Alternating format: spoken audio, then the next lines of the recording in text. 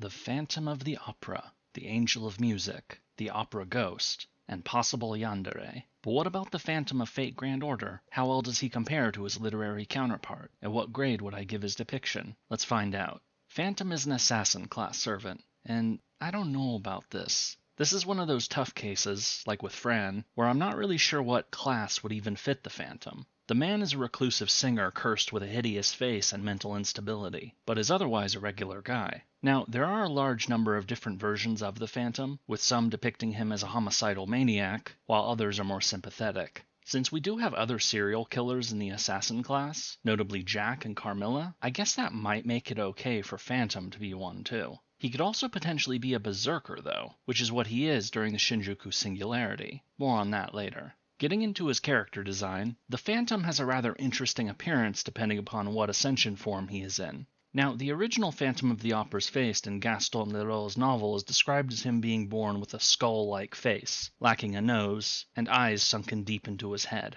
While some adaptations would give him a look like that, others would play down this disfigurement, making it the result of an injury or accident. Later adaptations would have it affect only part of Phantom's face, which is how you get the adaptations where the mask only covers about half of it. This is what we get in Fate Grand Order, only the right side of his face seems to be affected. Now, while the facial deformity is very much from the original source material, in Phantom's second ascension, he also gets these really messed up hands, which look like the skin has been removed and he's attached blades to the end of his fingers. I've got nothing for this. Phantom didn't have hands messed up like this. It looks more like the sort of thing you would see on Freddy Krueger rather than the Phantom. Funnily enough, I decided to look up the actor for Freddy Krueger, and it turns out he has also played the Phantom in the past. Maybe it's a subtle tribute to him? As for his third and final ascensions, he looks much more normal here, probably featuring the Phantom as he was prior to his injury. Regardless of what ascension form he is in, the Phantom is dressed up in fancy clothes, which is on point to me. I mean, Phantom of the Opera is a musical that largely takes place in an opera house, and so the audience members come there dressed up, the actors are dressed up too, and so it makes sense for the Phantom to also look fancy.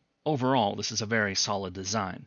Moving into his skill set, the Phantom's first skill is Innocent Monster, which is a generic skill that gives critical stars per turn for 3 turns, but also reduces his defense. Now, I've talked about Innocent Monster before with Salieri and Mephistopheles, but to do a quick rehash, it is when a servant ends up getting warped by a reputation that doesn't match up with reality. In Phantom's case, his Innocent Monster is only rank D, with its effects being to alter his appearance to match the image of the Phantom of the Opera that has developed over time, resulting in his more grotesque appearance. What it is really saying is that the servant Phantom is not actually the character Phantom, but rather the person that the Phantom was originally based on. But because of how reputation can affect how a servant ends up, this has changed the man who inspired the Phantom character into actually becoming the Phantom. Interesting. Phantom's second skill is Siren Song, which upgrades into Shriek from the Palais Garnier, which is another generic skill that has a chance to charm an enemy of the opposite sex for a single turn, with the upgrade allowing the charm to work on anyone and removing buffs from a single enemy. Now thankfully they did upgrade this skill, both to make it better and to make it more lore relevant to the Phantom. I mean, it's still lore relevant no matter what. The Phantom is known for his excellent singing voice, and so the generic skill name works just fine. But the Palais Garnier being referenced to in the upgraded skill is the Paris opera house that the Phantom haunts, and so it is a name more specific to the character. This is a good one. Lastly, Phantom's third skill is Mental Corruption, which increases mental debuff success rate and mental debuff resistance for 3 turns. Mental Corruption is yet another generic skill for characters who have a, shall we say, different view of the world. It allows them to resist mental effects used against them, but in turn prevents anyone lacking a similar sort of corruption from fully understanding them. In other words, Phantom is crazy, and the only other people who can understand him are fellow crazies like Castor Gilles or Mori Nagayoshi. Now, the Phantom did show signs of mental instability, but his A rank of this skill puts him at the same tier as Castor Gilles. Maybe I'm biased, but I don't think the Phantom is quite as unhinged as a guy who gets off on killing children in a multitude of horrible ways. Phantom's noble phantasm is Christine Christine, whereupon Phantom summons what looks like panels covered in bones? What is going on here exactly? Did someone just not finish the animation and decide to release it anyway? Now, FGO Arcade does have a better version of this, whereupon the Phantom summons a massive instrument, some kind of pipe organ, and plays a song that must be terribly harmful to the ears of the listeners. It does defense-ignoring damage and reduces debuff resist for all enemies. Now, I was going to save this for characterization, but since we have it here, this is as good a time as any. Prior to playing Fate Grand Order, and to be honest, prior to doing the research for this video, I didn't know much of anything about the Phantom of the Opera. But based upon what I had seen of his character in Fate Grand Order, I had one simple question. Who the hell is Christine? He scarcely goes without a scene where he doesn't mention her name. Well, Christine Dai is a young singer that he secretly tutors at the opera house, helping her get attention with her excellent singing voice. In time, however, he becomes increasingly infatuated with Christine, since she is basically the only person the Phantom can actually connect with. Not even his own mother could tolerate his facial deformity. He then goes full yandere, kidnapping Christine and trying to force her to marry him. Despite this and threats to murder people Christine cares for, she ultimately sympathizes with him, allowing the Phantom to finally have the affection he so craved, dying shortly afterwards. That's the original version, at least. There are many variations of the story, usually with changes to the ending. Either way, the point is Christine is very important to the Phantom. So having gone through all of that, is Christine a good name for a noble phantasm where he plays some music to disorient his enemies?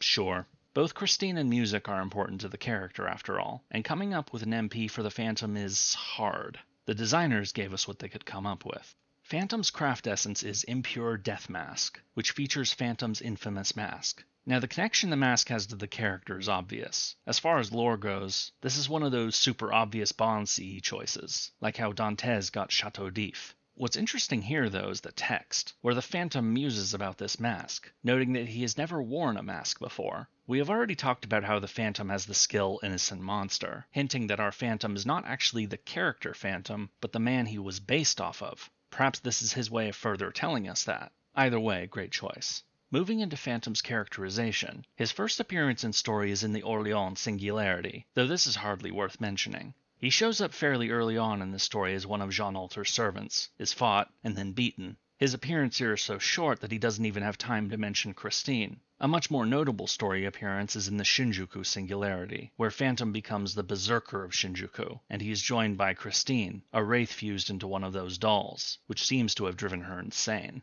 Considering what we hear about how those dolls are made, yeah. Her being driven insane sounds entirely reasonable. It's some real horror movie stuff. Unlike the later dolls these two create, it doesn't seem like the Phantom did this to her. If he had, that would have been seriously out of character. He might be some kind of a mix between a yandere and an incel, but he mainly hurts other people, not Christine. Anyway, our newly insane Christine now hopes for an audience for her songs, which the Phantom obliges by kidnapping civilians and turning them into the dolls to serve as a captive audience. You run into them fairly early on in Shinjuku with your new ally, Moriarty. After a short conversation where it is made clear that these two have lost their minds, Moriarty blows up a gas station and the two of you make your escape, right into Hessian Lobo. After this, you don't see Phantom for a while, instead getting some new allies and running into some other troublesome foes. Moriarty then devises a plan to defeat Phantom, having Saber Alter and Jean Alter capture one of the dolls. Then Moriarty builds a bomb in the captured doll to help with the attack.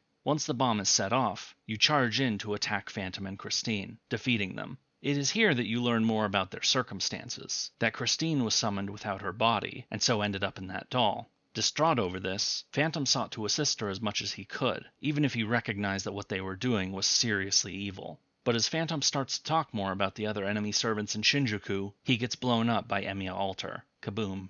As for Phantom's interlude, well, he ends up getting paired up with Castor Gilles, and both of them promptly go off saying the name of their obsessions over and over again. It actually annoys MASH of all people, but upon beating up a local spirit, Phantom gets bored and decides to leave, realizing that Christine is not there. That's it. This is a very short interlude, and honestly, devoid of meaning. Unless the point was to show us that Phantom and Castor Gilles are weirdly similar.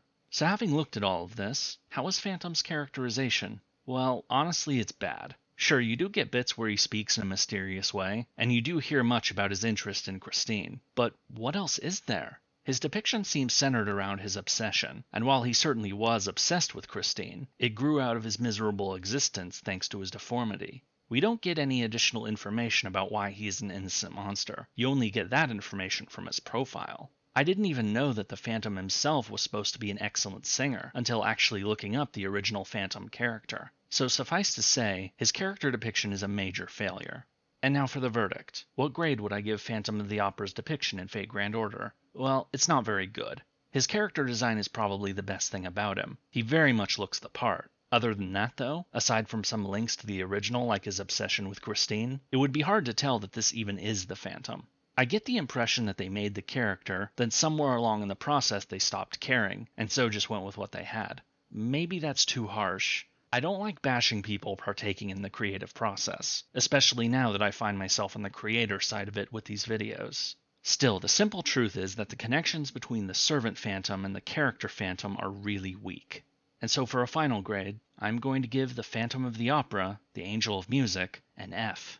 And for those of you who saw my Mephistopheles video, you know what that means. It's a good thing that the original Phantom had his lair underground beneath that opera house, because he is now going straight to hell! Still, a shame. As fun as it is to do this bit in the video, I'd much prefer it if they actually did the character right, you know? And if you would like to learn more about another character who got roasted, check out my video on Mephistopheles here. Until next time.